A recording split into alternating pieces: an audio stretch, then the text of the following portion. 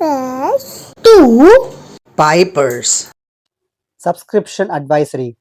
Watching videos without subscribing is injurious to YouTubers. Please subscribe. சுவாமியே சரணமையப்பா. Hi மக்களே, welcome to diapers to pipers. Karthigai மாதம் start ஆயிடுச்சு.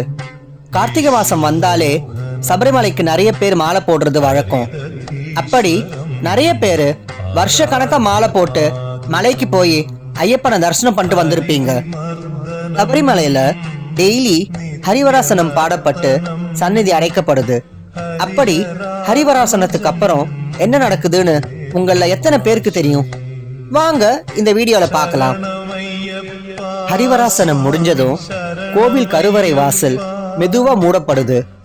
இது அந்த நாளுக்கான தெய்வ ஆராதனைகள் முழுமையா முடிஞ்சதை குறிக்குது. கருவறையில ஏத்தி இருந்த தீபங்கள், தூபங்கள், மலர் அலங்காரம் ஒழுங்கா முடிக்கப்பட்டு கருவறை அமைதியான நிலைக்கு கொண்டு வரப்படுது. இத ஐயப்பனோட இரவு நேர ஓய்வுக்கான காலம்னு கருதுறாங்க.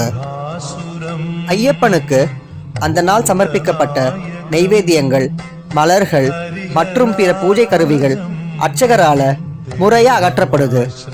இது ஐயனோட தினசரி ஆராதனைகளோட இறுதி நடைமுறை.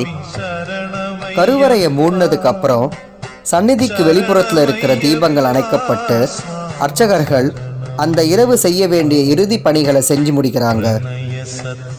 கோவில்ல இருந்து பக்தர்கள் எல்லாம் வெளியில வந்ததும் கோவில் பணியாளர்கள் சந்நிதியோட சுற்றுப்புறத்தை சுத்தம் பண்றது வழக்கம். கருவறையை மூடினதுக்கு அப்புறம் ஐயப்பன் யோக நிலையில இருக்கிறதா பக்தர்கள் நம்புறாங்க. அதனால அந்த நேரத்துக்கு அப்புறம் சந்நிதி கிட்ட அசைவுகளோ சத்தங்களோ குறைவாவே இருக்கும்.